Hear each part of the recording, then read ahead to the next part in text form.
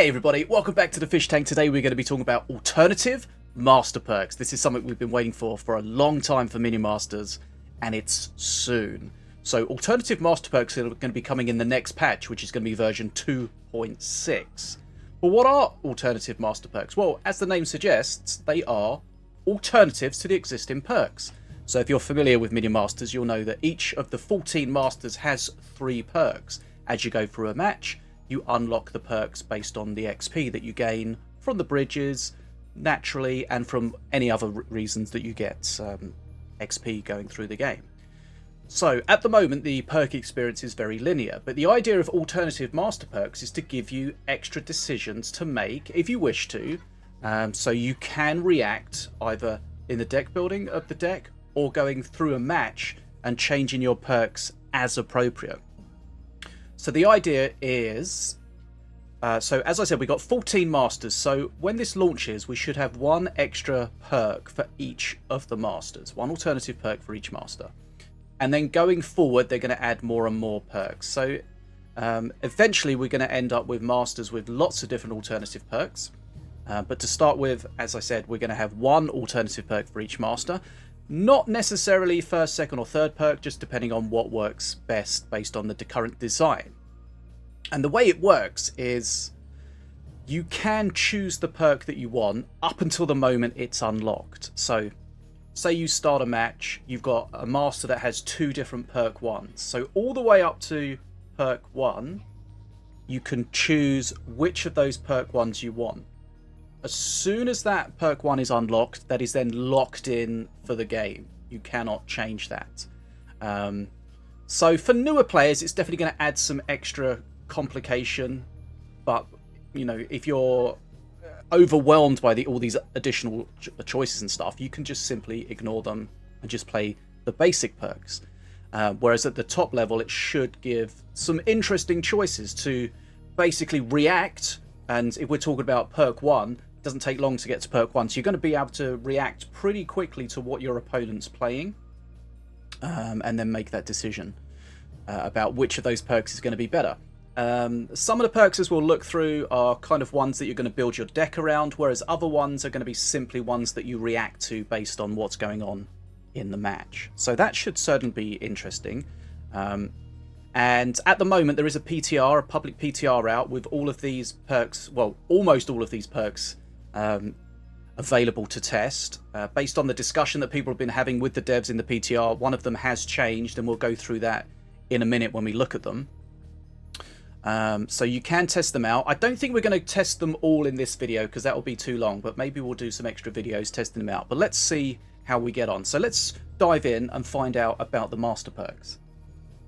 So if you followed my video previously, you will probably be somewhat aware of a lot of these perks because most of them haven't changed, but one of them definitely has. Okay, so let's go through them one by one. So this is Diona's alternative master perk. This is going to be replacing perk 2.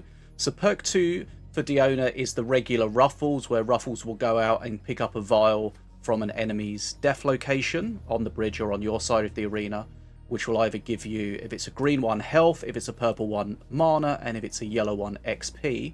So the idea is that this will replace that, and you'll get a black potion instead. And as you can see here, every 15 seconds, Ruffles will run to an enemy minion killed in your arena or on the bridge and dig up the potion. Once picked up, Ruffles turns into a werewolf. So you're foregoing the previous perk, and you're instead having this one where Ruffles turns into a werewolf. That's kind of interesting because it makes in certain situations, it makes the vial really valuable, which means you're going to have to sort of react differently and try to defend it, make sure Ruffles grabs it, and also your opponent may be actually putting a lot more mana into shutting it down. And of course, if you're forcing your opponent to put a lot more mana into shutting it down, then even if you don't get a werewolf, you're still getting value from it in that frame of mind. So that is the perk 2 Diona alternative perk, the Black Potion. Right, Ratbo. This is called Squeak Attack, and this is a really interesting one for alternative perks because this is replacing perk 2 for Ratbo, which is the Mordar. And if you've played Ratbo, you will know that the Mordaka, which is his big removal spell that will target the closest minion and do damage based on the number of minions you have out, can be incredible, but it can also be completely irrelevant. Your opponent can play around it, and also if your opponent doesn't have any big units, it kind of makes it irrelevant. So this is kind of a sort of a perfect idea of why alternative perks make sense, because if you play into a game and you see your opponent has big units, you think, right, okay, great, I'm going to play the regular Mordaka perk 2. Whereas if you go into a game and you see no good targets, and remember, you've got all the way up until perk 2 to make this decision, then you can say, actually, I'm going to switch to Squeak Attack perk 2. And as we'll have a look at an example at the moment, it's simply just a case of clicking on your perk and selecting which one you want. You will have, instead of the Mordaka, you'll get these buffed scrats. So remember, his perk 1 will give you scrats based on when you summon minions, and they will be buffed by this perk 2. So they will spawn as burrowed, which means, of course, they'll be under the ground, which means they're untargetable. I think they can still be hit by AoE. Sorry about my phone. Always forget to mute that. When basically they will unburrow when they first come into contact with something they can attack, a melee target, and their first attack does extra damage, an extra 25 damage. So it's only a little bit of extra damage, but of course you can get quite a lot of these scrats out. So, Squeak Attack, perk 2, Ratbo. Right, next up we have a change for Tronvir. Tronvir's alternative perk is Runic Attunement, and this is a replacement for his perk 1. Now, his perk 1 is the rune stones that you're used to, and the way the rune stones work with perk 1 is that you'll get them in a, I think you'll get one randomly to start with, and then you'll get them in a set order. So you've got the wind rune, the frost rune, and the ancestor rune, and you'll cycle through those. The idea here is that instead of getting that sort of repeating selection, you can choose which ones you want based on the types of cards you're playing. So here you'll see if you're playing minion cards, 25 mana minion cards gives you a Rune of Frost, 20 mana on spell cards give you an Rune of Ancestry, and 15 mana on building cards gives you a Rune of Wind. So you can build your deck around getting those specific runes that you want to take value of. So that's the kind of perk that will need to be considered when you're actually building your deck, because it's going to really take into account which kind of cards you have in your deck. Right. Okay, next up we have an alternative perk for Melia. This is going to be replacing her perk 1. It's going to be called Rites of the Dead. Now, her standard perk 1 is the Book of the Dead, where you get the 4 book pages and you choose which one you want every 25 seconds or so. This time you're going to get a random one-use book page on the top of your deck every 18 seconds. You're going to get it more often, but it's going to be a random page. Not sure how that works with perk 2. I don't know if you get just the regular perk 2. Maybe we can test that out and see what happens. Just having a look at the extra information here, but it doesn't look like it gives us any extra information. So we'll test that out. We'll see how that works out. What that might do, there's 2 ways I can see that working. Either you get the regular perk 2, or you get an empowered version of the book page that you get randomly from the Rites of the Dead. Because remember, her regular perk 2 is just the perk 1 times 2. But yeah, we'll test that out. Right. Mordar, replacement for his tombstones, his perk 1, Tomb of the Deathless. So instead of getting tombstones that revive your units, which is part and parcel of how Mordar normally works, is you're going to get tombstones that revive your opponent's units. But of course, it doesn't revive them for them, it revives them for you. So this is kind of based on how Rendrath works. Rendrath the Deathless, when he marks something, when it dies, it comes back. And this is the tombstone's going to be working in the same way, except you don't have to mark it. It just has to die when it's charged up. So, Tomb of the Deathless card, just like the regular tombstone, added to your deck every 30 seconds. Enemy minions that die, and this is the same as how it works with Rendrath. They're resurrected after 5 seconds, under your control, of course. 50% health, 50% damage, And I believe they're also cursed as well, exactly how it is with Rendrath. Again, we can test that out. And they deal 20% of max HP damage to the tombstones. Remember, that's just kind of how the regular tombstones work. When they revive something, they take damage based on it. And if they survive, they can charge up and go again.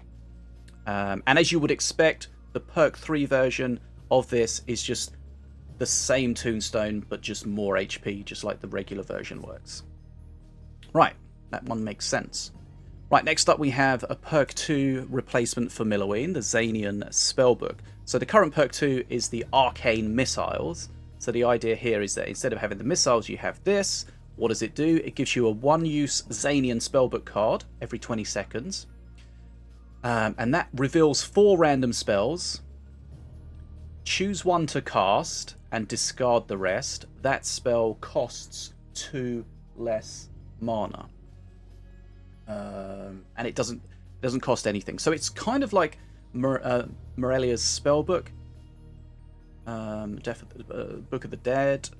But this is Milloween's Spellbook.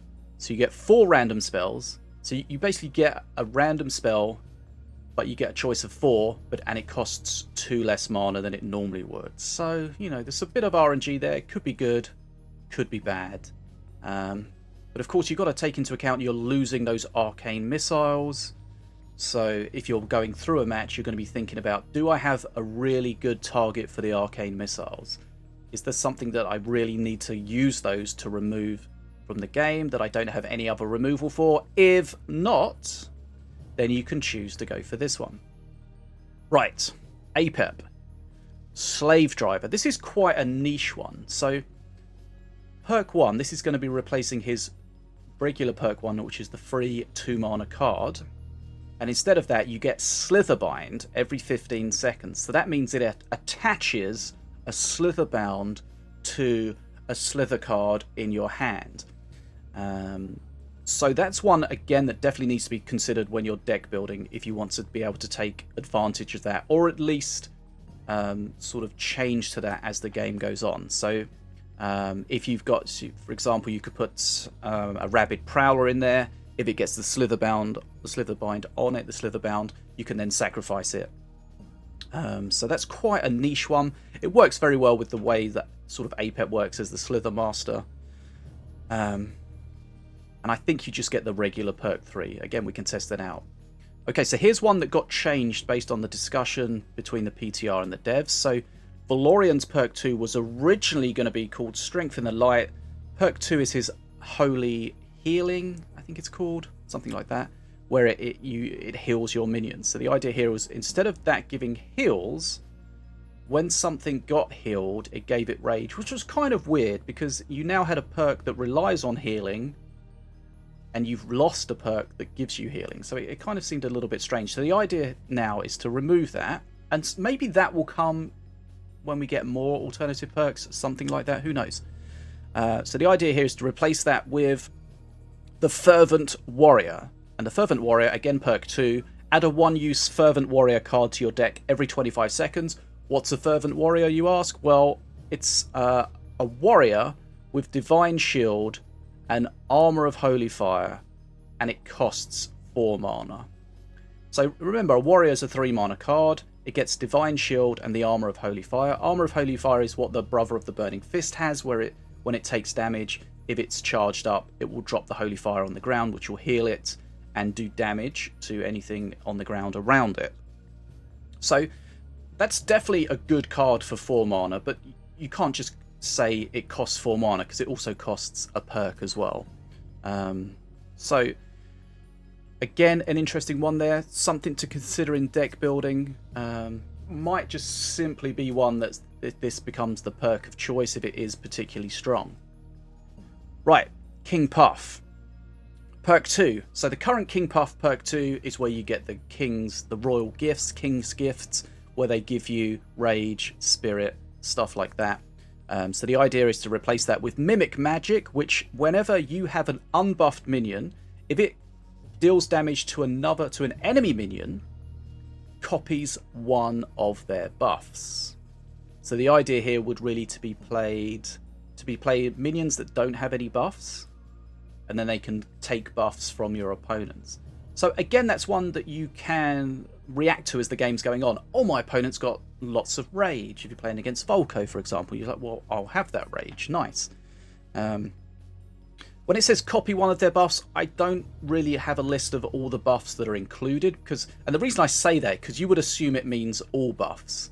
But of course, we've had that new Null Matrix spell, which says removes all positive effects, which are buffs. But it doesn't remove all positive effects. Things like Spirit are not included, Divine Shield's not included. So I don't know why they're not included. And I don't know how these are going to, if they're going to have this list or not. But we'll see. I think Spirit's probably going to be added to the Null Matrix, and probably here. I don't know about Divine Shield. Right. Endless Rage. So this is the alternative perk for Volco, perk 3. So the current Volco perk 3 is where it gives you Berserker Rage when you pick up the Embers on the bridge for your melee minions. So the idea here is to give you a one-use Endless Rage card to your deck. So that's interesting. It's a one-use, and it's replacing something that's an ongoing one. So you really have to make a strong decision here about whether you want to try to have this great big push at this moment or play for the longer game. And what's the Endless Rage card do? Well, it gives you 10 mana over 10 seconds. It spawns both the Embers, and the Embers are not consumed while the Rage is active. So basically, everything that goes across the bridge is going to get raged for you. But remember, it's not going to be Berserker Rage because you replaced the perk 3 Berserker Rage perk with this one. So obviously the idea is to give you a bunch of mana, get a big push going, rage everything, and then see how you get on. Of course, it's a one-use perk, so if you don't do a lot of damage, if you don't get far ahead, if you don't put yourself in a good position, then you could find yourself in a bad spot. Right, Setsu. So this is kind of an interesting one for Setsu, and the reason I say that is currently Setsu's perk 3 is very, very strong. So you're going to have to make a real case for an alternative perk if someone's going to choose that instead of the regular one. And of course the regular one is where she gets that stunning shot, the piercing stunning shot, which is very, very strong. Definitely needs some kind of rebalance, but we'll see. So their idea here is, after using perk 1, and the perk 1 is the blast entry where you can jump into the field, Setsu gains a one-use airstrike ability, discarded when Setsu returns to the tower. So that's kind of like Wrecked in his one-punch blast, where if you don't use it, you lose it. And the air support airstrike ability, it calls in the Hellfire, and then the Hellfire is the attack that the TAS does. So it's a line of like 180 damage, is it? Probably reduced to face, and it costs 1 mana. So you only get that once when she jumps. And of course you can jump again, or go back to the tower and jump again, and you get it each time. So I would find it difficult to argue to use that compared to the current Setsu perk, which of course is very, very strong. But we'll see. Maybe in certain situations it could be very good. But you'd have to be really into using this to go away from the perk 3 as we have at the moment. Okay, next up, Wrecked, perk 3, Mass Illusion. Currently, Wreck's perk 3 is the one-punch blast. When you jump, when you shadow dance, you get a one-punch blast. So losing that, but gaining Mass Illusion. It's got a 20-second timer on it. And it creates an illusion of up to the 10 closest to your power tower, I think. Yeah, and we can try that and test it. So the minions you control... Okay, so in your arena. So it must be your power tower, right? I mean, it could be... Anyway. So basically, it creates an illusion. An illusion is something like an illusory cleaver or an illusory dragon whelp, which has basically no HP, reduced damage, and does an AoE explosion when it dies. So this is going to create illusions of your minions. And instead of just switching them based on their position, they will be randomly assigned, so your opponent won't know which are the real ones and which are the illusions. So imagine you had a cleaver on the bottom. When you activate it, you'll get an illusory cleaver at the top, but they might switch, so your opponent doesn't know which way to go. And this is very reminiscent of one of the, I don't know if it's the current or the older Mayhems, where everything you would spawn would have an illusion. I think there's some restrictions of what the illusions do. Like, I don't think a Wizard Puff has the death ability, things like that. Again, we can test that and see. So, losing One Punch Blast. And again, this is something you're going to be reacting to based on what your opponent has. Because One Punch Blast sometimes is really crucial. Your opponent's got an HEG drone. That is a really good removal to help shut that down. But if you're not really getting too much value from that, this might help you make a different decision. Okay, just a couple more to go. We've got Cloud Cover, which is Stormbringer's perk 2. Currently, perk 2 is the range marksmanship for all of your ranged units, which is kind of part and parcel of Stormbringer, decks for forever. So it's very interesting to go away from that and make a different choice. And of course, if you're choosing this, you're probably going to not be reacting to what your opponent has, but you're going to be made this decision in the deck building that you've maybe not gone the ranged units route. So Cloud Cover, it lifts a non-mythic minion on a cloud, gives it flying, and it cannot move for 10 seconds. Also gives it marksmanship if it's a ranged minion.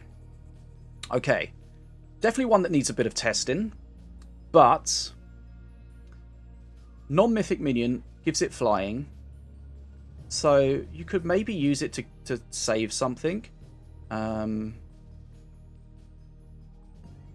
yeah, it's very different, and we'll definitely test that out. It says it cannot move for 10 seconds. I assume that means it can still attack for 10 seconds. We'll have to test that out and see how that kind of makes the most sense. Right, Overpower. Last one, Ravager. So this is replacing Ravager's perk 1, which is Brutus. Remember, Brutus, the big guy, spawns as soon as you hit perk 1 from your tower, chooses a random lane, and goes. So the idea here is to forego him, and instead, when you play a melee minion that costs 5 or more, one of them gets an empowered attack. And the reason this says one of them is, for example, if you're playing something that has multiple minions, like Wolf Among Sheep or something, only one of them is going to get a buff. So one of them gets the empowered attack. Their first attack against a minion deals an extra 70 damage. So this is kind of interesting because perk 1 for Ravager is a one-time only perk. It comes and it goes. Whereas now you could choose to forgo that, not have that big push at the start, and you have this perk that lasts for the entire match. Right, so those are the perks where we're at the moment. So what I suggest now is we just test 1 or 2 of them out, and then maybe we'll have a follow-up video testing more of them out. Okay, so let's test one of these out just to see in principle how the UI works as it is at the moment. So I've just built a very quick Diona deck. It's not supposed to be good, so don't copy it. Could be incredible, who knows. Right. So remember, Diona's perk is the alternative perk is replacing the perk 2 Ruffles with the Black Potion Ruffles. So let's give it a go. Can't select solo practice because I'm already on it. Okay, sorry.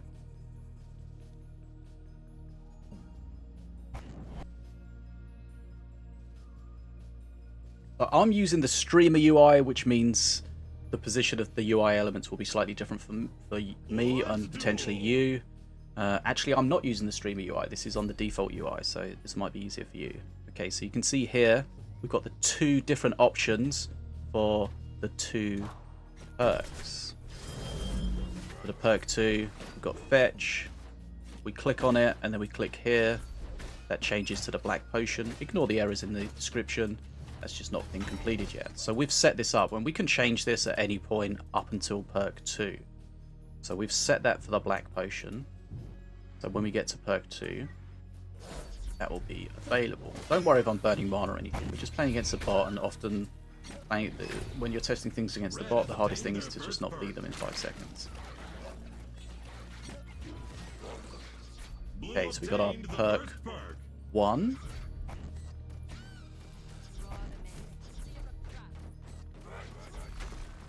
So the rest of the perks will be the same.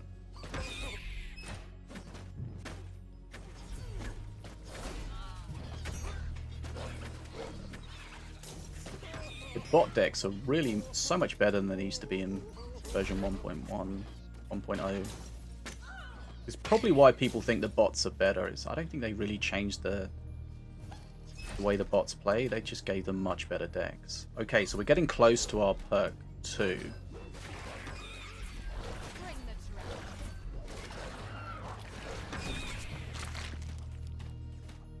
And the other sort of interesting thing about if your perk 2, which gives you the black potion, if you deem it to be more valuable, because often the way you play Diona is you don't really pay too much attention to getting those vials. They're just kind of a bonus. But if you make the decision getting this werewolf is really important, then you might change the way you play, because currently, well, the way that it works is you're not going to get the vial unless something dies on your side or on the bridges. So you might let things come closer so you can kill them and therefore get the vial, or maybe get the vial more often. So we should get a black potion here from this chap. Both on our face. There it is. So Ruffles will go to pick that up. And we get a werewolf! Okay. So now that perk 2's here, we can't change our perk. It's locked in. So we can't change that going forward. It's just the way that it works. Which makes sense, right? You've got to make that decision and you've got to stick by it. So we've got a cooldown counter there, which means we can't generate another one until that's down. But now the cooldown is finished, we should be able to get another black potion at the top here. There it is. And hopefully we're going to actually play in a way here to defend it. Hopefully get the werewolf. There we go. Okay, so we're kind of changing the way we're playing to be way more cognizant of getting that potion, generating that potion, and holding on to it.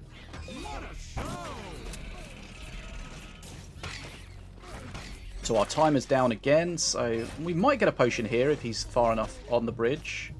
We didn't, so I guess he wasn't quite far enough on the bridge. So back in the day, many patches ago, you would actually get a potion anywhere on the field, but they changed that to be only defensively, which made it more easier, if you want to use it proper England, to actually generate the potion. There's one at the top there, right on the edge of the bridge. But if you're pushing, then you don't generate the potions, and that's where the way people play might change a little bit. Let things come closer to you so you can get that potion. See here, we're pushing, everything's dying on this side of the field, so we're not generating any of these potions. Okay, so that's a quick example of how the perks work, how the UI works with regards to choosing them when and when you can't choose them. Right, so lots to discuss there. Let me know in the comments, what do you think about the alternative perks? Like, what do you think about the overall concept of having these choices? And then also let me know, what do you think about the specific ones? Are the ones you think are going to be OP? Are the ones you think that are going to be just like, why would anyone choose these? Are the ones that you're specifically interested in, and specifically interested in building decks around or switching to? So, as I said before, for newer players, this does, of course, add another level of complexity. And that's one of the things I really love about this game. It is really easy to get into, but it is really deep. And even players like myself that have thousands and thousands of hours, we're always learning new things every now and then. And that's great. And this is definitely going to add a new section that we need to learn. But for newer players, you know, there's a lot to learn, but you don't have to learn it all at once. So you can just say, let me just learn the basics and then we'll try to go through. But even if you're not using the alternative master perks, it's definitely something to be aware of, because if you're playing against them, you need to understand how they work, how it might affect the game, and what you might need to do to react to it. So that's There's definitely a lot to look forward to, and I'm very excited to see how this lands. Of course, one of the big issues is balance. We've got all these new perks. Are they going to be balanced?